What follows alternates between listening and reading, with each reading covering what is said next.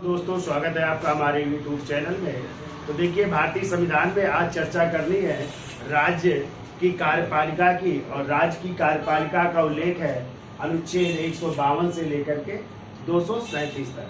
तो आप लोगों ने पढ़ा होगा, भारत में जो है वर्तमान में जो है यदि बात की जाए तो 28 राज्य हैं और कितने केंद्र शासित प्रदेश? 8 केंद्र शासित प्रदेश है। ठीक है। और जो राज्य की शासन व्यवस्था है उसका उल्लेख जो है किसमें है? भाग 6 में है। इसलिए भाग 6 को जो है क्या कहा जाता है? इसको जो है भाग 6 को जो है राज्यों का संविधान भी कहा जाता है। क्या कहते हैं? राज्यों का संविधान भी कहा जाता है। ठीक है। तो राज्य का जो है प्रमुख कौन होता है? राज्यपाल। हम चर्चा करेंगे सर्वप्रथम जो है राज्य के प्रमुख की जो है, और वो होंगे राज्यपाल। और जो राज्य का विधानमंडल है वो मिलकर के बनता है किससे? विधान परिषद, विधानसभा प्लस राज्यपाल से मिलकर के बनता है। तो उनकी भी चर्चा करेंगे, चूंकि उच्च सदन राज्य का क्या है? राज्य विधानमंडल का उच्च सदन है विधान परिषद, और निम्न सदन क्या है? विधानसभा है। लेकिन आपको पता है कि वर्तमान में जो है 6 राज्य ही हैं जहाँ पे द्विसदनीय व्यवस्था है। यानी जो विधान परिषद है वो केवल कितने राज्यों में? 6 राज्यों में। ठीक है। बाकी सभी राज्यों में क्या है? विधान सभा है। तो वो 6 राज्य कौन है उनकी भी हम ट्रिक बताएंगे आप लोगों को। तो एक ट्रिक है कम्बुट। क्या याद रखिएगा? कम्बुट। के से कर्नाटक, ए से आंध्र प्रदेश, एम से महाराष्ट्र, बी से बिहार, यू से उत्तर प्रदेश और टी से तेलंगाना। तो यही 6 ऐसे राज्य जहाँ पे 2 सदन है, यानी यहाँ पे विधान परिषद भी है और विधान सभा है। तो इन राज्यों का विधानमंडल किससे मिलकर के बनता है? विधान परिषद, विधानसभा प्लस राज्यपाल। बाकी सभी राज्यों का यदि आ जाए विधान मंडल किससे मिलकर के बनता है, तो आप लोग बताएंगे विधानसभा प्लस राज्यपाल से मिलकर के बनता है। ठीक है। तो चलिए कुछ चर्चा कर लेते हैं, फिर केंद्र शासित प्रदेश की भी यहाँ पे चर्चा कर लेंगे, क्योंकि केंद्र शासित प्रदेशों का उल्लेख अनुच्छेद 239 से 242 तक है। ठीक है। तो उनकी भी हम चर्चा करेंगे। और आपको पता है कि वर्तमान में कितने केंद्र शासित प्रदेश हैं? 8। वैसे तो हो गए थे 9, नहीं हो गए थे 9? कब हो गए थे? 31 अक्टूबर 2019 को आपके 2 नए केंद्र शासित प्रदेश बने थे। कौन कौन? जम्मू कश्मीर और लद्दाख बने थे। तो 9 हो गए थे। लेकिन आपको पता है 26 जनवरी 2020 को 2 केंद्र शासित प्रदेश को एक कर दिया गया। तो वो कौन से 2 केंद्र शासित प्रदेश हैं? तो दादरा नागर हवेली और दमन दीव, और इनकी राजधानी दमन को बनाई गई है। तो इस तरह जो है वर्तमान में केंद्र शासित प्रदेशों की संख्या कितनी बची है? 8। ठीक है। और इन केंद्र शासित प्रदेशों के जो शासन संभालते हैं उनको अलग अलग नामों से जानते हैं। कहीं पे उनको लेफ्टिनेंट गवर्नर यानी उपराज्यपाल कहते हैं, कहीं पे उन्हें जो है प्रशासक कहते हैं, और कहीं पे उन्हें जो है मुख्य आयुक्त के नाम से जाना जाता है। उसकी भी हम चर्चा कर लेते हैं। ठीक है।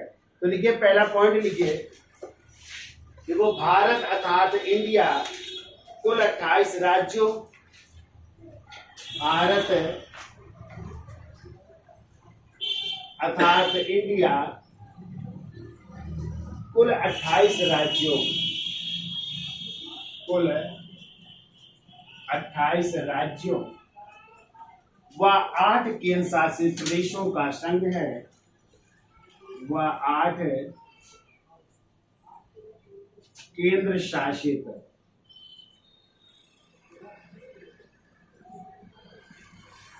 प्रदेशों का संघ है।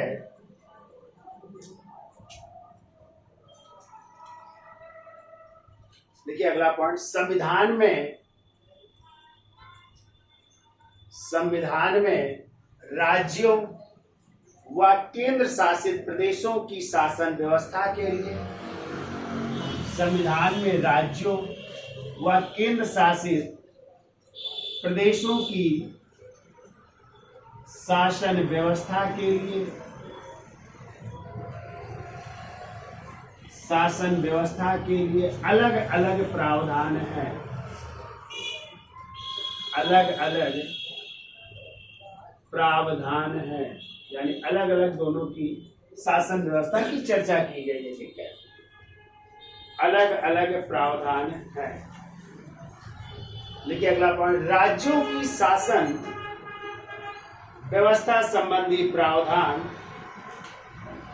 राज्यों की शासन व्यवस्था संबंधी प्रावधान भाग 6 के अनुच्छेद 152 से 237 राज्यों की शासन व्यवस्था संबंधी प्रावधान भाग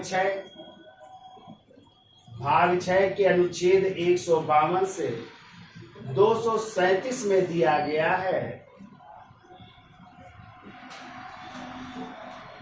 237 में दिया गया है जो पूरे भारत में लागू होता है, जो पूरे भारत में लागू होता है, जो पूरे भारत में लागू होता है। अतः भाग 6 को राज्यों का संविधान कहा जाता है। भाग 6 को राज्यों का संविधान कहा जाता है। सभी आ जाए, राज्यों का संविधान किस भाग को कहते हैं तो आप लोग याद रखिए भाग। इस तरह भाग 6 को जो है कहाँ का संविधान कहते हैं, राज्यों का संविधान कहते हैं।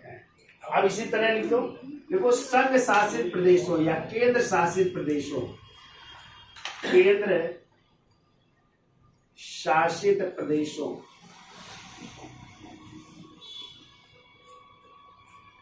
केंद्र शासित प्रदेशों की शासन व्यवस्था संबंधी प्रावधान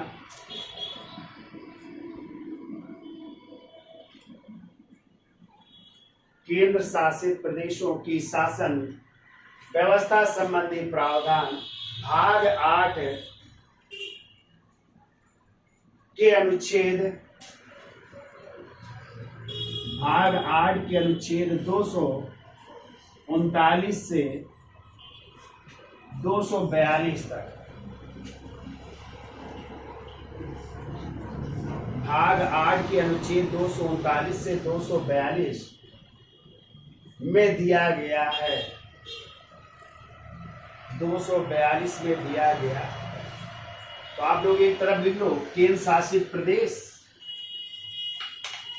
केंद्र शासित प्रदेश, और दूसरी तरफ लिख लीजिए यहाँ के जो शासन संभालते हैं, तो शासक कर सकते हैं या प्रमुख कर सकते हैं। अभी हमने बताया कहीं कहीं उपराज्यपाल होते हैं, कहीं कहीं प्रशासक और कहीं कहीं मुख्य आयुक्त होते हैं। तो किस केंद्र शासित प्रदेश में उनको किस नाम से जाना जाता है, तो पहला लिखो अंडमान निकोबार द्वीप समूह है, अंडमान निकोबार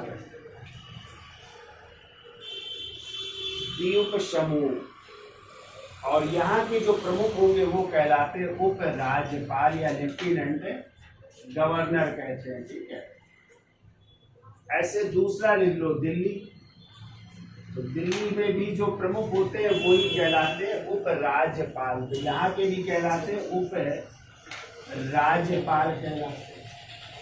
दिल्ली के बाद बात कर लेते हैं पांडिचेरी की या पुडुचेरी की, पुडुचेरी की बात कर लेते हैं, और यहाँ पे भी कहलाते हैं लेफ्टिनेंट गवर्नर या उप राज्यपाल कहलाते हैं। ठीक है, फिर लिखिए दादरा नागर हवेली और दमन दीव, दादरा नागर हवेली व दमन दीव, और यहाँ के भी प्रमुख जो है उप राज्यपाल कहलाते हैं, उप राज्यपाल कहलाते हैं। ठीक है, फिर देखिए पहले पुराने केंद्र शासित प्रदेशों की चर्चा कर लेते हैं, 7 जो थे, तो 7 में से 6 बचे हैं।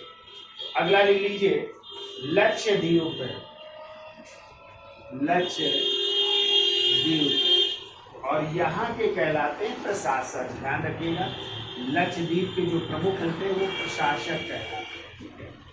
लक्षद्वीप के बाद बात कर लेते हैं, इधर लिख देते हैं 6वां नंबर,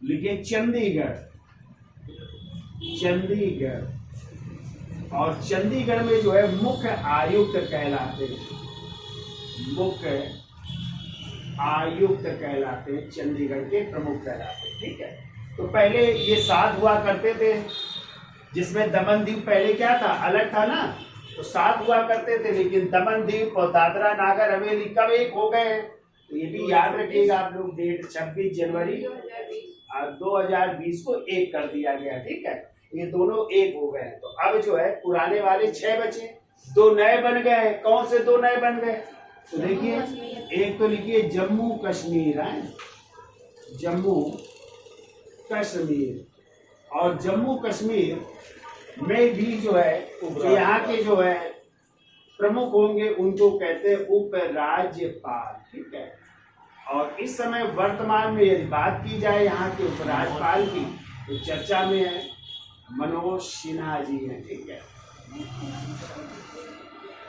कौन है, मनोज सिन्हा जी। ठीक है, और 8वां केंद्र शासित प्रदेश आपका बनाया गया है, जिसका नाम है लद्दाख। ठीक है, और यहाँ पे भी जो है जो प्रमुख होता है वो उपराज्यपाल कहलाता है। क्या कहलाते हैं, उपराज्यपाल। और आपको पता है ये दोनों जो है केंद्र शासित प्रदेश कब घोषित हुए, इनकी भी डेट लिख लीजिए, 31 अक्टूबर 2019 को जो है इनको केंद्र शासित प्रदेश बनाया गया था। ठीक है, और इस समय जो है यहाँ के उपराज्यपाल है वीडी मिश्रा हैं। कौन है, लिख लीजिए, वर्तमान में है वीडी मिश्रा। पहले जो है राधा कृष्ण माथुर थे। कौन थे, हाँ, जो है सबसे पहले जब बना था केंद्र शासित प्रदेश तो बनाए गए थे राधा कृष्ण माथुर, लेकिन वर्तमान में अब जो है बीडी मिश्रा हो गए हैं, और ये बनाए गए हैं 19 फरवरी 2023 से। देख लीजिएगा, 19 फरवरी 2023 से जो है उपराज्यपाल है लद्दाख के। ठीक है, तो ये आपके जो है केंद्र शासित प्रदेश है 8, और केंद्र शासित प्रदेशों का उल्लेख किस भाग में, भाग 8 में, अनुच्छेद 239 से। ठीक है, याद हो जाए, पूछ लिया जाता है कभी कभी कि दिल्ली के जो है जो प्रमुख होता है वो कौन होते हैं, या लक्षद्वीप में क्या कहलाते हैं, चंडीगढ़ में क्या कहलाते हैं। ठीक है, अब देखो हम राज्य की कार्यपालिका की चर्चा करेंगे, और राज्य की कार्यपालिका का प्रमुख कौन होता है, उस राज्य का राज्यपाल होता है। तो राज्यपाल की चर्चा कर लेते हैं, तो पहले शॉर्टकट में एक लिस्ट तैयार कर लेते हैं, और फिर इसके बाद जो है डिटेल में व्याख्या करेंगे। तो शॉर्ट में किस अनुच्छेद में क्या वर्णन है उसको तैयार कर लेते हैं, उसको लिख लेते हैं, फिर इसकी डिटेल में चर्चा करेंगे। ठीक है, तो इसका स्क्रीनशॉट ले लो, आगे चलते हैं।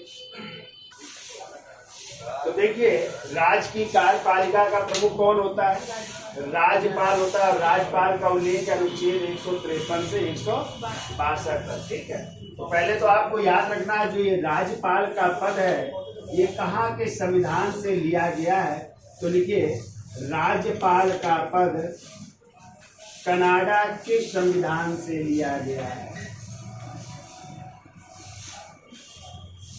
ठीक है, कहाँ से लिया गया है, कनाडा के संविधान से लिया गया है। ठीक है, अब देखो एक एक अनुच्छेद की चर्चा कर लेते हैं। अनुच्छेद 153 क्या कहता है, अनुच्छेद 153 में बात की गई है कि प्रत्येक राज्य में क्या होगा, एक राज्यपाल होगा। यानी यहाँ पे राज्यों के राज्यपाल की चर्चा की गई, डिटेल में भी व्याख्या भी करेंगे, पहले शॉर्टकट में समझ लेते हैं। फिर देखिए अनुच्छेद 154 में क्या बात की गई है, कहा गया है कि राज्य की कार्यपालिका शक्ति किसमें निहित होगी, राज्यपाल में। तो देखो, राज्य की कार्यपालिका शक्ति, राज्य की कार्यपालिका शक्ति राज्यपाल में निहित होगी। फिर के अनुच्छेद 155 में लिखिए, इसमें राज्यपाल की नियुक्ति की बात की गई है, और राज्यपाल की नियुक्ति कौन करते हैं, राष्ट्रपति करते हैं। ठीक है, और राष्ट्रपति भी कैसे करते हैं इसकी भी हम डिटेल में चर्चा करेंगे कि राष्ट्रपति कैसे करते हैं नियुक्ति। फिर आइए 156 और अनुच्छेद 156 में राज्यपाल की पदावधि की बात की गई है। राज्यपाल की पदावधि यानी राज्यपाल कितने समय तक अपने पद पर रह सकते हैं। ठीक है, तो वैसे तो समानता 5 वर्ष तक, लेकिन ध्यान रखिएगा राष्ट्रपति के साथ पर्यंत ही अपना पद धारण करते हैं। ठीक है, चर्चा हम करेंगे भी डिटेल में। फिर आइए 157 में राज्यपाल की अहर्ताओं की चर्चा की गई है या योग्यताओं की चर्चा की गई है। राज्यपाल की अहर्ताएं यानी राज्यपाल बनने के लिए क्या क्या योग्यताएं या क्या क्या अहर्ताएं होनी चाहिए, उनकी चर्चा की गई है। फिर आइए अनुच्छेद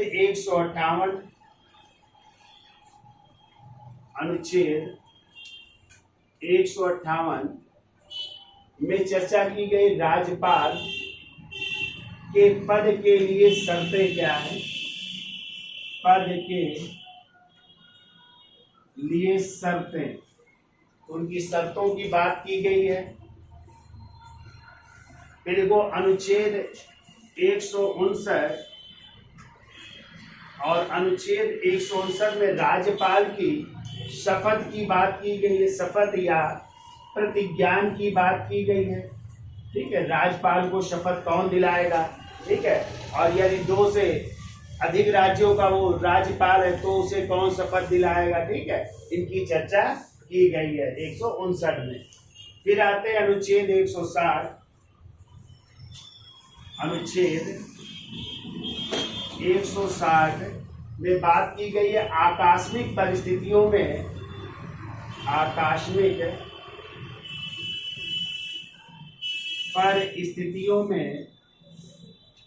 राज्यपाल की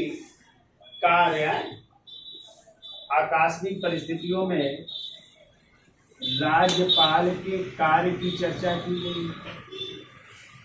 फिर के अनुच्छेद 161 तो जैसे आप लोगों ने पढ़ा था अनुच्छेद 72 के तहत राष्ट्रपति को क्षमादान की शक्ति है, लेकिन यहाँ पे जो है तो क्षमादान की तो शक्ति है, लेकिन मृत्युदंड के क्षमादान की शक्ति राज्यपाल के पास नहीं है। या और कोई यदि है तो उनके मान लो कोई अभियुक्त है, उसको कई वर्ष की सजा हुई है तो उसको कम कर सकता है या माफ कर सकता है, लेकिन मृत्युदंड की सजा को माफ करने का अधिकार राज्यपाल के पास नहीं है। वो किसके पास है? भारत के राष्ट्रपति के पास है। ठीक है, तो लिख लो क्षमा आदि की शक्तियां या क्षमादान की शक्तियां कह सकते हैं। क्षमा दान की शक्तियां तो मृत्युदंड की सजा को छोड़कर नहीं है। अब यार लघुकरण है, तमाम जो है होती है शक्तियां उनकी जो है।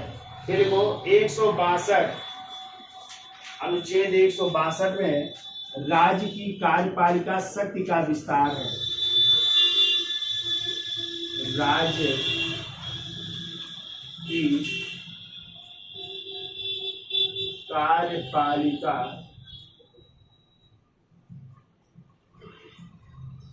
शक्ति का विस्तार।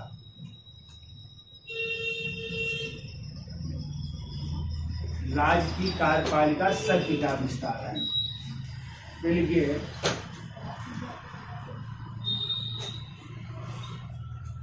अनुच्छेद 163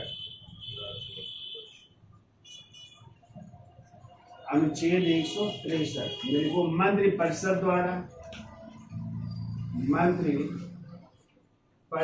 द्वारा राज्यपाल को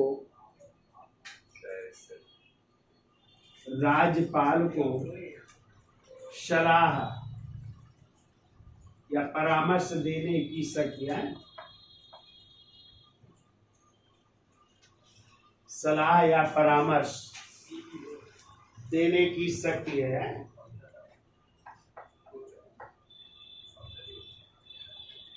फिर आइए अनुच्छेद 200 में विधेयकों पर अनुमति।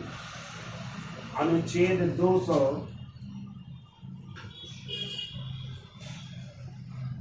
विधेयकों पर अनुमति।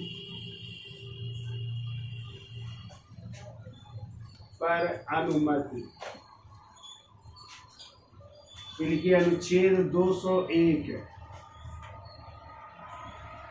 अनुच्छेद 201 में है जो है मतलब किसी विधेयक को राष्ट्रपति के लिए क्या कर सकता है, सुरक्षित रख सकता है। तो देखो किसी विधेयक को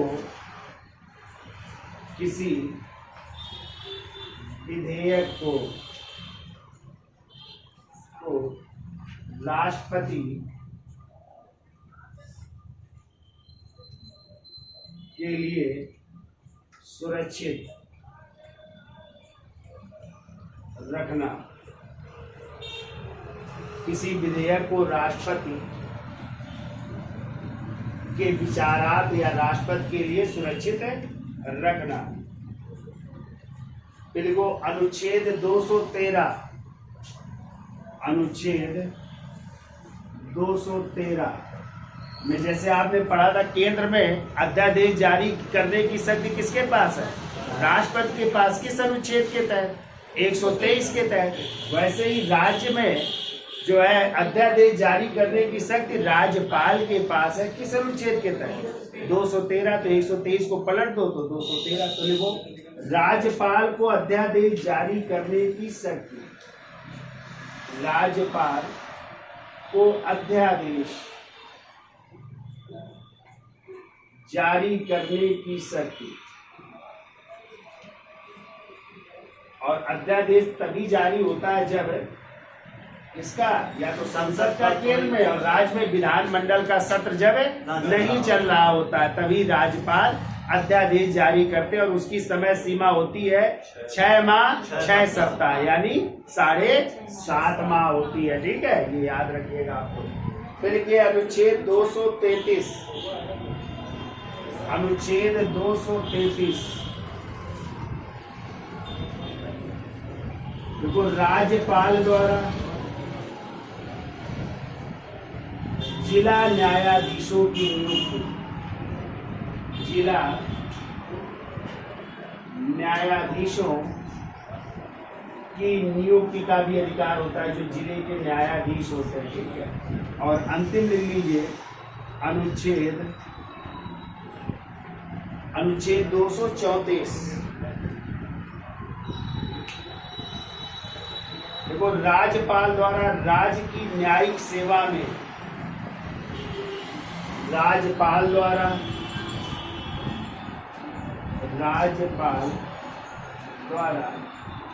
राज्य की न्यायिक सेवा में,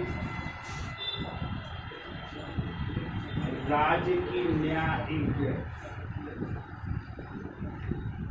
सेवा में न्यायाधीशों के अतिरिक्त या जिला न्यायाधीशों में कर लेना, जिला न्यायाधीशों के अतिरिक्त, जिला न्यायाधीशों के अतिरिक्त व्यक्तियों की नियुक्ति करना है। अतिरिक्त व्यक्तियों की नियुक्ति। तो ये सब अनुच्छेद जो है राज्यपाल से संबंधित है, तो इनको याद कर लीजिएगा। अब इन्हीं की हम जो है डिटेल में चर्चा कर लेते हैं। ठीक है, तो कितने अनुच्छेद आपको पढ़ने हैं। ठीक है, तो इसका स्क्रीनशॉट ले लीजिए, फिर आगे चलते हैं। तो चलिए जो है अब डिटेल में व्याख्या कर लेते हैं राज्यपाल की। तो लिखिए पहला पॉइंट, देखो अनुच्छेद 153 और अनुच्छेद 153 क्या कहता है। तो लिखिए, देखो प्रत्येक राज्यों के लिए, प्रत्येक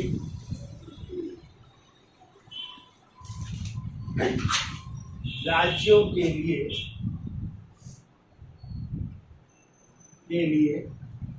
एक राज्यपाल होगा, एक राज्यपाल होगा। यानी प्रत्येक राज्य में क्या होगा, एक राज्यपाल होगा। लेकिन आपने देखा होगा 2 या 2 से अधिक राज्यों के लिए भी एक राज्यपाल हो सकते हैं। पहले इसका मूल संविधान में कोई प्रावधान नहीं था, लेकिन फिर इसे जो है कब 1956 में, कौन सा संशोधन, 7वां जो संविधान संशोधन हुआ तो 1956 में, उसके तहत जो है 2 या 2 से अधिक राज्यों के लिए किसकी, एक राज्यपाल की नियुक्ति का प्रावधान किया गया था। तो लिख लो, देखो 7वें संविधान संशोधन 1956 द्वारा, 7वें संविधान संशोधन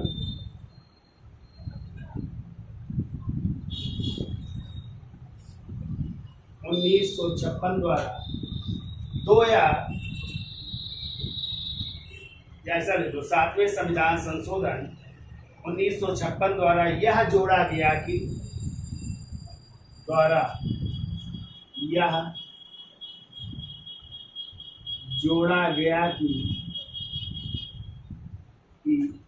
एक ही व्यक्ति को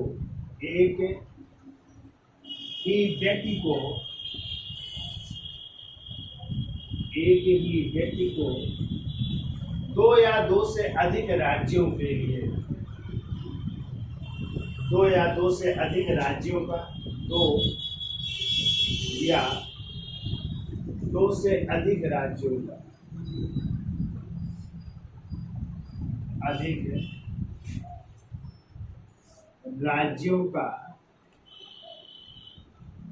राज्यपाल नियुक्त किया जा सकता है। ठीक है, 2 या 2 से अधिक राज्यों का राज्यपाल नियुक्त किया जा सकता है।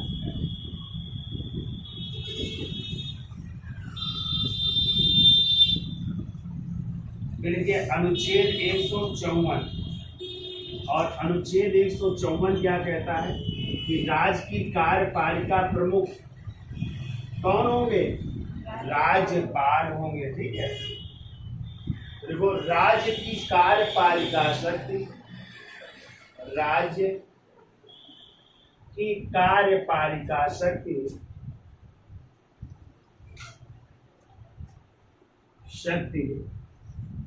राज्यपाल में निहित होगी। जैसे केंद्र की कार्यपालिका शक्ति किसमें निहित थी, राष्ट्रपति में, वैसे ही राज्य की कार्यपालिका की शक्ति जो है राज्यपाल में निहित होगी।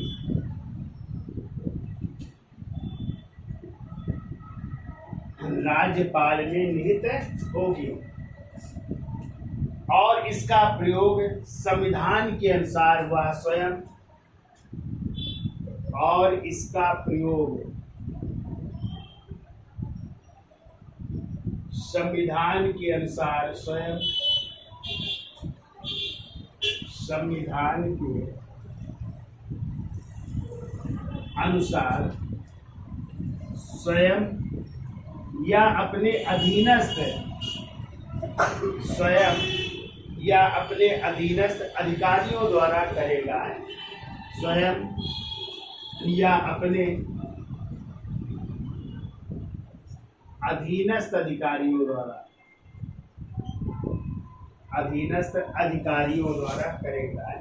अधीनस्थ अधिकारी कौन होते हैं, मंत्रिपरिषद है, अधीनस्थ अधिकारियों द्वारा करेगा, अधिकारियों द्वारा करेगा। ठीक है, अधीनस्थ अधिकारी कौन होते हैं, मंत्रिपरिषद के सदस्य। तो आपको पता है मंत्रिपरिषद की सलाह से ही राज्यपाल कोई भी कार्य करते हैं। ठीक है, अब देखो अनुच्छेद 157 और अनुच्छेद 157 में योग्यताएं हैं या अहर्ताएं हैं। ठीक है, राज्यपाल बनने के लिए अहर्ताएं क्या होनी चाहिए। तो देखो पहला तो भारत का नागरिक हो, नंबर 1 लिखिए भारत का नागरिक हो,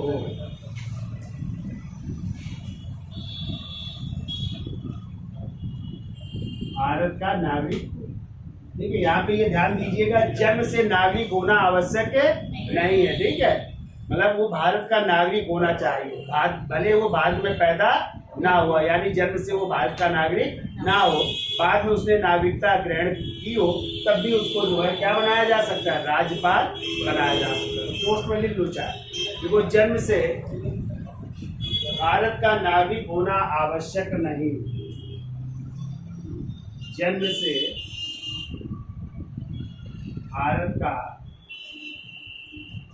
नागरिक होना आवश्यक नहीं,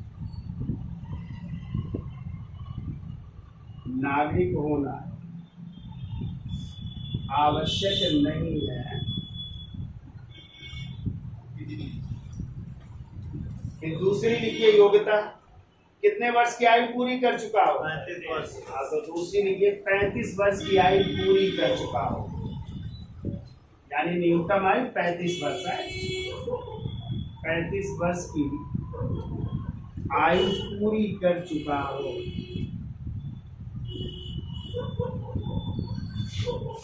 यानी 35 वर्ष का जब हो चुका होगा व्यक्ति, तभी उसे जो है राज्यपाल नियुक्त किया जाएगा, ठीक है।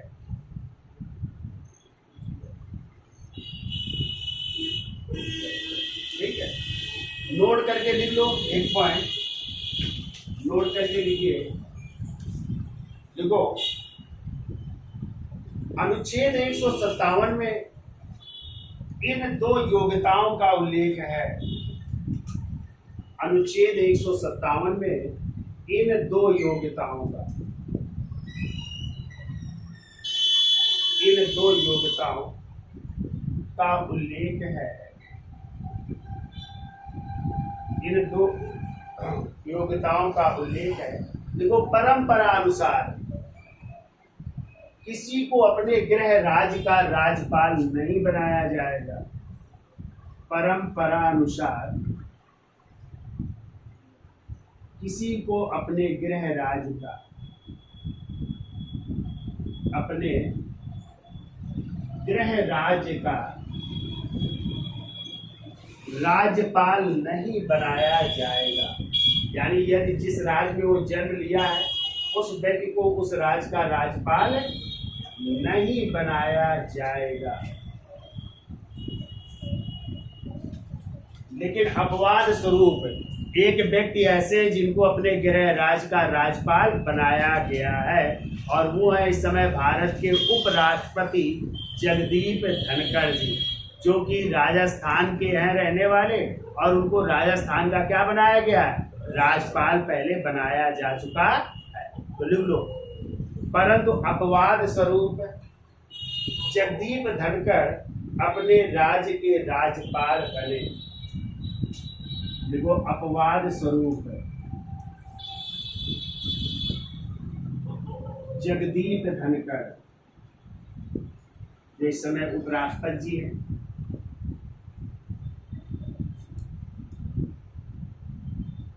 अपवाद स्वरूप जगदीप धनखड़ को अपने राज्य का राज्यपाल बनाया गया, या अपने राज्य के राज्यपाल बने हैं। जगदीप धनखड़ अपने राज्य के राज्यपाल बने हैं, ठीक है। तो इसका स्क्रीनशॉट ले लो, फिर आगे चलते हैं। हेडिंग डालिए, अनुच्छेद 155 और 155 में है नियुक्ति, ठीक है। अनुच्छेद 155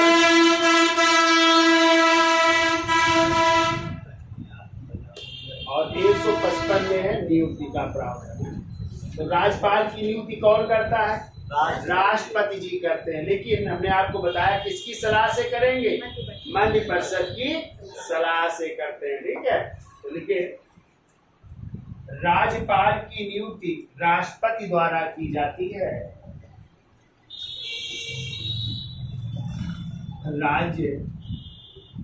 राज्यपाल की नियुक्ति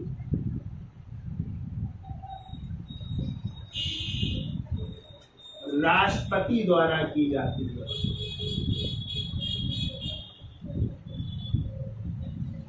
राष्ट्रपति द्वारा की जाती है। देखो व्यवहार में यह नियुक्त मंत्रिपरिषद की सलाह से राष्ट्रपति द्वारा की जाती है। व्यवहार में यह नियुक्ति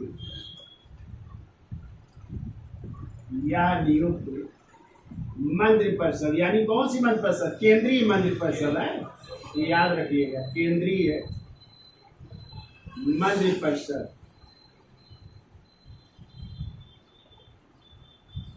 की सलाह से, केंद्रीय मंत्रिपरिषद की सलाह से किसके द्वारा? राष्ट्रपति द्वारा की जाती है।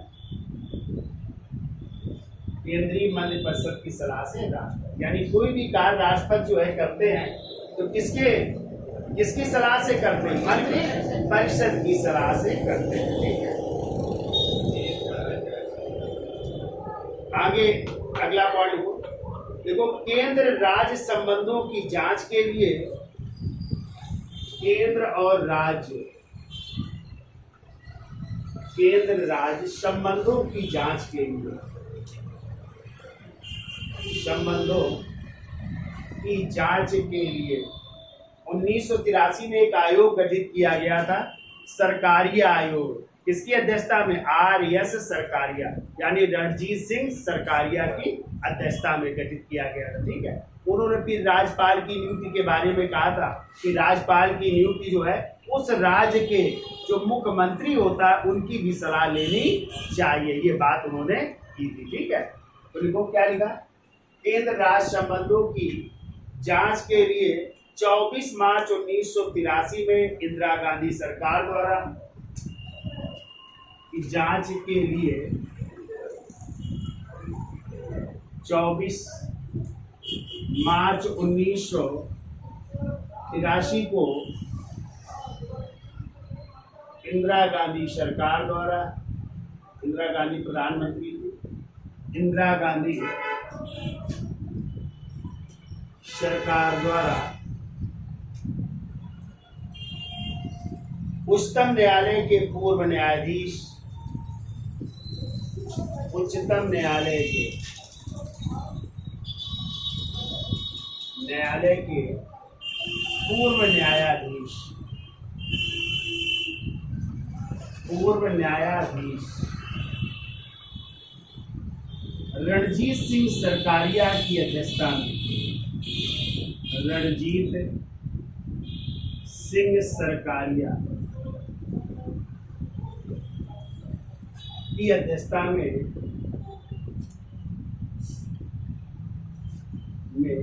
सरकारिया आयोग गठित किया गया।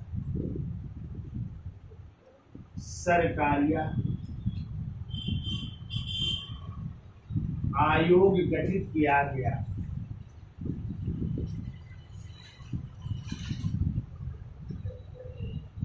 ठीक है, तो सरकारी आयोग गठित किया गया और इन्होंने अपनी रिपोर्ट जो है 1987 में सौंपी है।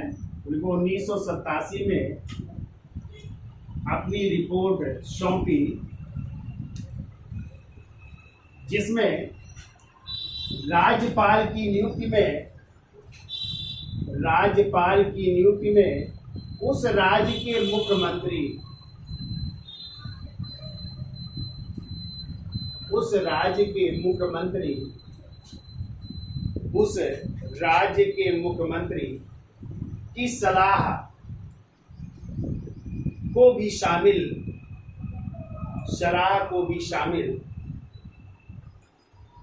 करने की सलाह दी। उस राज्य के मुख्यमंत्री की सलाह को भी शामिल करने की सलाह दी।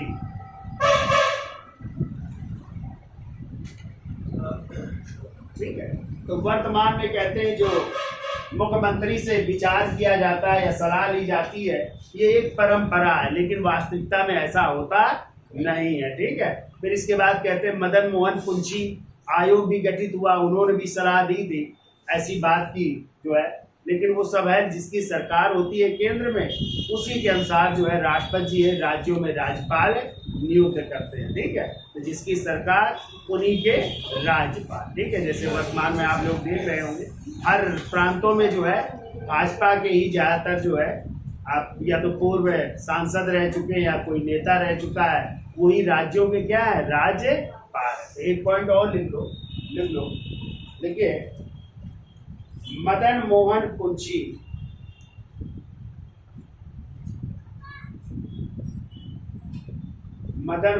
कुंची हैं, ये भी उच्चतम न्यायालय के पूर्व न्यायाधीश थे।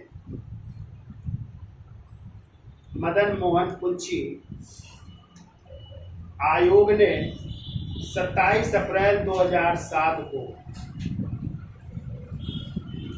मदन मोहन कुंची आयोग ने 27 अप्रैल 2007 को राज्यपाल की नियुक्ति के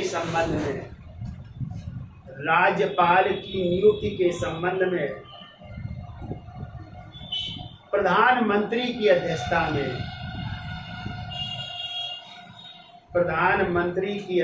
में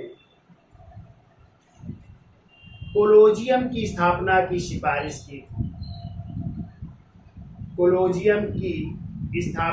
सिफारिश की थी।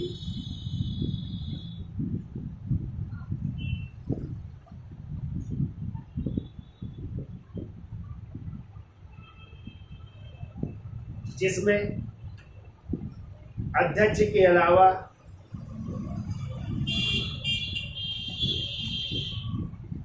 सदस्यों में उपराष्ट्रपति, लोकसभा में विपक्ष के नेता,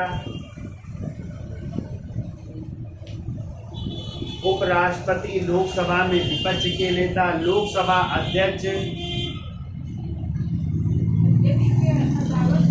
लोकसभा में विपक्ष के नेता, लोकसभा के अध्यक्ष और गृह मंत्री होंगे। मतलब ये सदस्य होंगे, लोकसभा अध्यक्ष, लोकसभा में विपक्ष के नेता और गृह मंत्री, ये क्या होंगे, सदस्य। और जबकि अध्यक्ष कौन होगा, प्रधानमंत्री, इसके क्या होंगे, अध्यक्ष होंगे। तो कहा एक कोलोजियम होना चाहिए और वही डिसाइड करेगा कि राज्यपाल की नियुक्ति की जाए। ठीक है, अब हेडिंग डाल दीजिए, राज्यपाल का कार्यकाल है। तो देखो अनुच्छेद 156 और अनुच्छेद 156 में राज्यपाल के कार्यकाल का उल्लेख।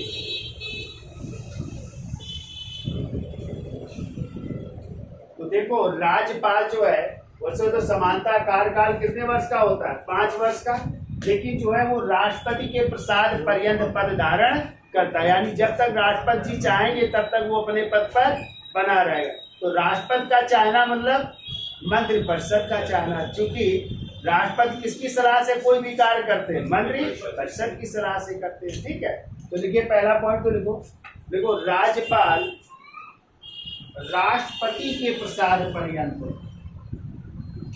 राज्यपाल राष्ट्रपति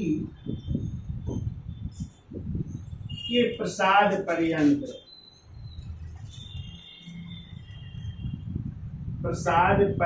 पद धारण करते हैं।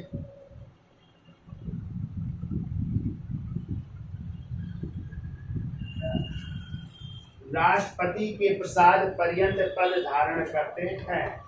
देखो समानता वह अधिकतम 5 वर्ष तक वो अपने पद पर रह सकता है।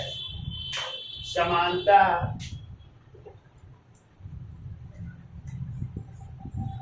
वह 5 वर्ष तक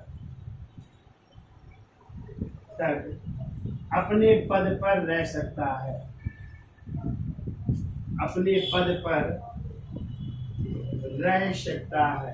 वैसे तो समानता कार्यकाल होता है 5 वर्ष का, फिर वो दोबारा भी बनाए जा सकते हैं किसी राज्य के दोबारा। ठीक है, लेकिन ज्यादातर होता है राष्ट्रपति के प्रसाद पर। और ऐसा होता है जैसे ही सरकारें बदलती है केंद्र में, तुरंत राज्यपाल भी जो है क्या कर दिए जाते हैं, बदल दिए जाते हैं। यानी किसके आधार पर, मंत्रिपरिषद के आधार पर राज्यपाल भी बदल दिए जाते हैं। क्या लिखा, देखो समानता 5 वर्ष तक वह अपने पद पर रह सकता है, किंतु इससे पहले वह राष्ट्रपति को त्याग पत्र देकर अपने पद से मुक्त हो सकता है। किंतु इसके पहले वह राष्ट्रपति को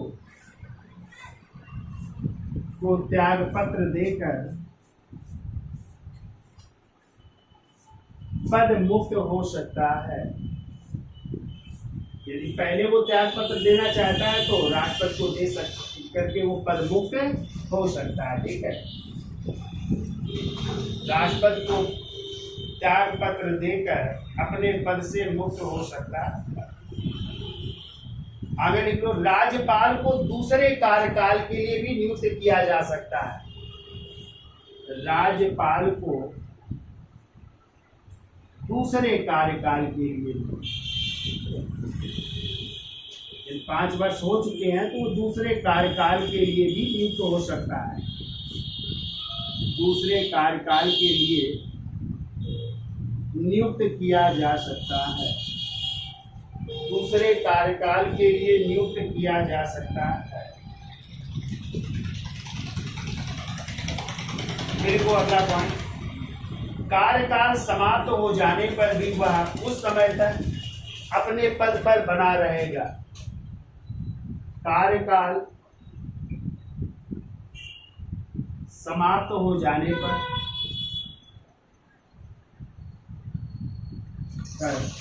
वह उस समय तक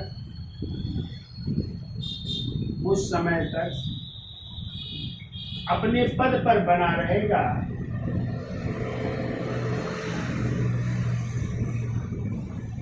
अपने पद पर बना रहेगा जब तक कोई नया व्यक्ति स्थान ग्रहण नहीं कर लेता। जब तक कोई नया व्यक्ति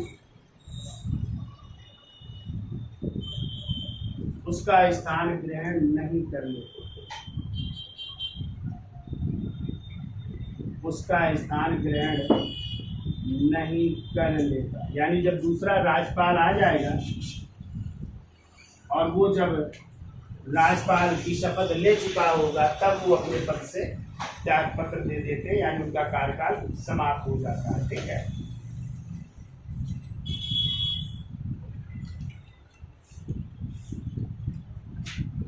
अब हेडिंग डाल लीजिए राज्यपाल की शपथ है। तो हेडिंग डाल लीजिए राज्यपाल की शपथ, और ध्यान रखिएगा राज्यपाल की शपथ का यदि पूछा जाए प्रारूप किस अनुच्छेद में है तो प्रारूप है इसका अनुच्छेद 159 में ही है। ठीक है, तो 3 ऐसे व्यक्ति हैं जिनकी शपथ का प्रारूप उनके अनुच्छेद में है, बाकी सबकी शपथ का प्रारूप अनुसूची 3 में है। तो कौन वो 3 व्यक्ति है? एक तो राष्ट्रपति की शपथ का प्रारूप किस अनुच्छेद में? 60 में। और दूसरे उपराष्ट्रपति की शपथ का प्रारूप 59 में, 59 में। और तीसरे है राज्यपाल, और राज्यपाल की शपथ का प्रारूप है किसमें? 159। सॉरी, उपराष्ट्रपति की शपथ का प्रारूप है किसमें? 69 में। 59 नहीं, सॉरी हम 59 बोल गए हैं, 69 में। यानी राष्ट्रपति की शपथ का प्रारूप 60 में और उपराष्ट्रपति की शपथ का प्रारूप 69 में, 69 में। और राज्यपाल की शपथ का प्रारूप 159 में। तो राज्यपाल को शपथ कौन दिलाते हैं?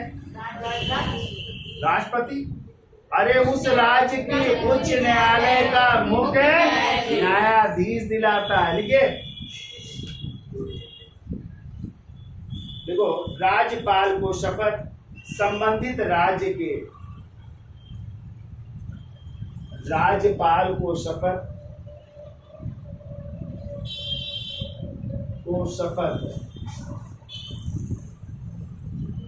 संबंधित राज्य के उच्च न्यायालय, संबंधित राज्य के उच्च न्यायालय के मुख्य न्यायाधीश द्वारा,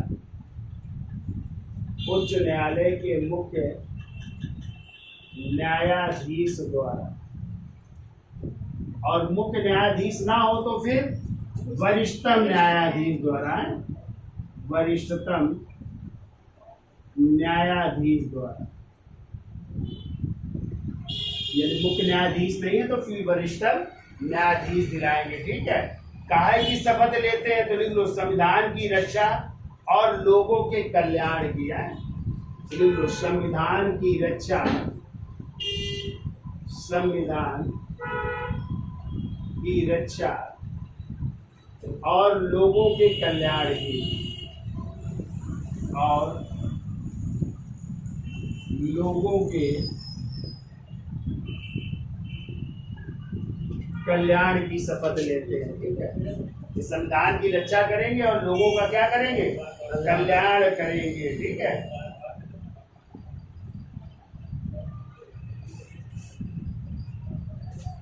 ठीक। अच्छा, एक क्वेश्चन बताइए, मान लो कोई राज्यपाल है, किसी राज्य का राज्यपाल है, और राष्ट्रपति द्वारा जो है उन्हें किसी अन्य राज्य का भी अधिकार दे दिया गया राज्यपाल का, तो ऐसी स्थिति में क्या उन्हें उस राज्य का राज्यपाल बनने के लिए क्या शपथ लेने की जरूरत पड़ेगी कि नहीं? नहीं पड़ेगी। मान लो पहले जिस राज्य के राज्यपाल है शपथ ले चुके हैं, और राष्ट्रपति ने जो है एक अलग राज्य का अतिरिक्त कार्यभार दे दिया उनको।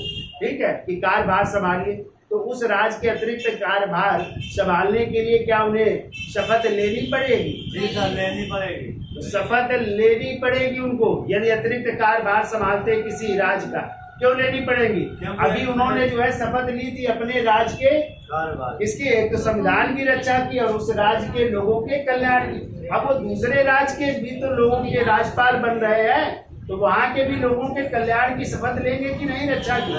ठीक है, तो उनको क्या करना पड़ेगा? शपथ लेनी पड़ेगी।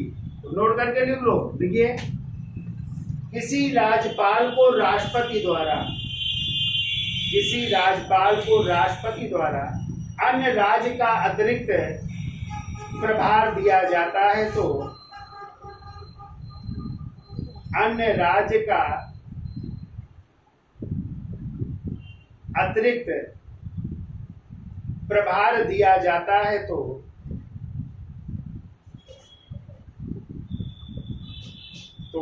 उन्हें फिर से शपथ लेनी पड़ेगी, उन्हें फिर से शपथ लेनी पड़ेगी।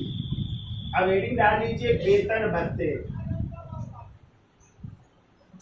और वेतन भत्तों के बारे में आपको पता है, वेतन भत्ते जो है 2018 में संसद ने एक कानून पारित किया था, तो संसद द्वारा पारित कानून के अनुसार जो है वेतन भत्तों में क्या कर दी गई, बढ़ोतरी कर दी गई है। ठीक है, तो लिख लो राज्यपाल का वेतनमान, राज्यपाल का वेतनमान 2018 से हो गया है 3,50,000 रुपए, यानी 3.5 लाख रुपए है।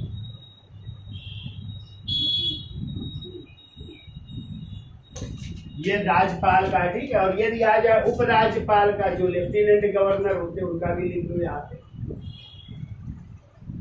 उपराज्यपाल का वेतनमान हो गया 2,80,000। कितना हो गया? 2,80,000 है।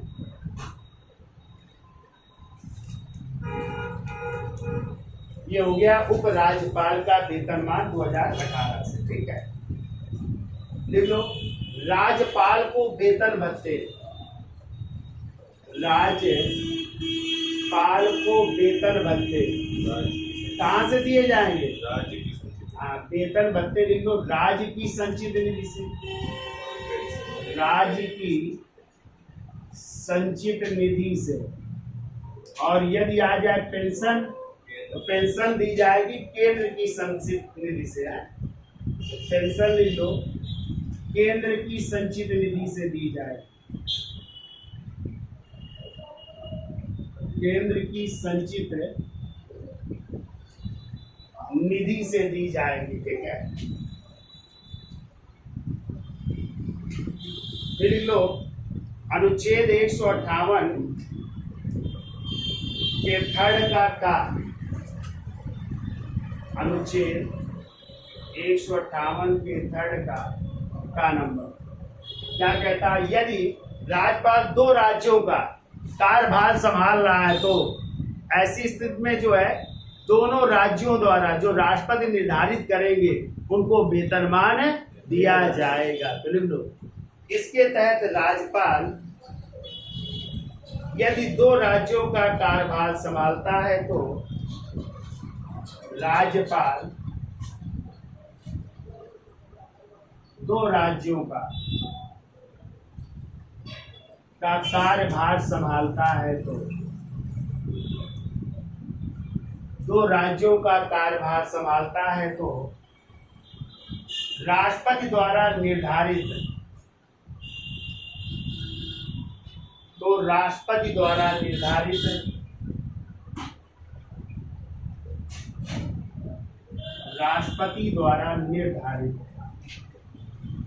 दोनों राज्यों के